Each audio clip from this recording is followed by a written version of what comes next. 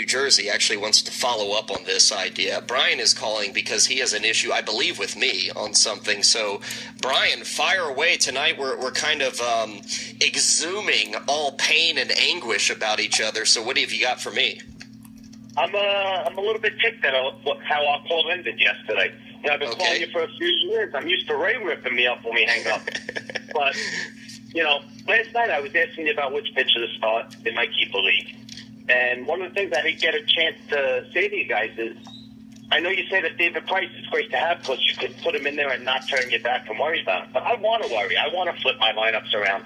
And why'd you draft him then? Why'd you draft him? Because you don't draft David Price to worry about him. Hold on, Kyle. Let me get to my point. I just made a trade this week. This is a keeper league with a roster expansion come September 1st. So you need a very deep bench. Okay? Somebody in the league was hanging it up. And I was able to get Hamels and Yasiel Puig for Derek Cole and a prospect, Dalton Pompey. So at this point, that's how I obtained Cole Hamels. And but that has nothing to do with Brian. That has nothing. And let me understand. Okay, so you replaced Garrett Cole with Cole Hamels. The situation is still the same. That trade makes no difference to me. I'm also obtaining Yasiel Puig, and I have to play from what my team needs. And one of the things I do need is runs and RBIs. It's all everything to do with David Price. Everything to do with David Price. Well, no, and I'll go beyond that. Brian, my point is you do not need 3 stud pitchers. That's the point. If you need runs and ribbies and powers, why did you trade for Cole Hamels in this trade? Why did you even include him? You should have gotten Puig and another hitter.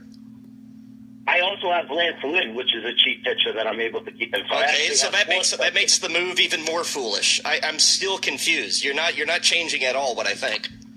And September 1st, we have a roster expansion. You can that's 2 months from now. So you're worried about 8 weeks from now? What about the here and now, bud? Well, I have a 10-point lead right now, so I want to build my bench now. I'm able to do that, and I don't mind making the roster switches each week on who to put in. And I thought the lefty matchup against Toronto was going to be rougher. If you need power in hitting, why are you trading for guys like Cole Hamels? Because that's a huge addition come September 1st. No, it isn't. As well as I can.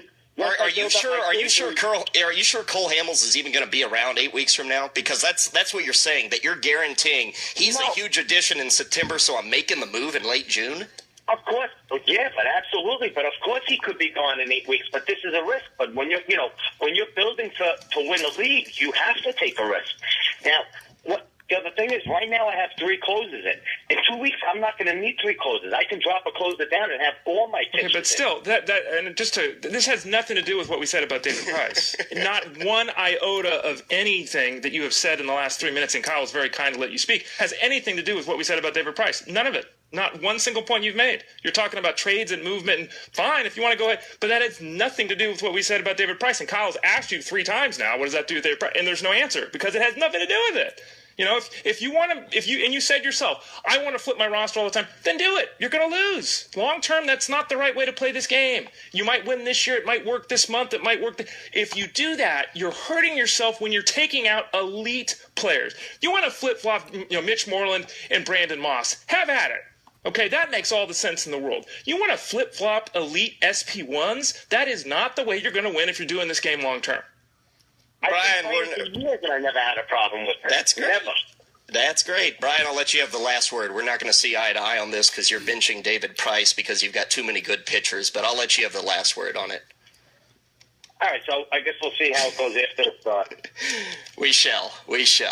David Price on the bench because even if he wins the league, it has nothing to do with the discussion we're having about David Price.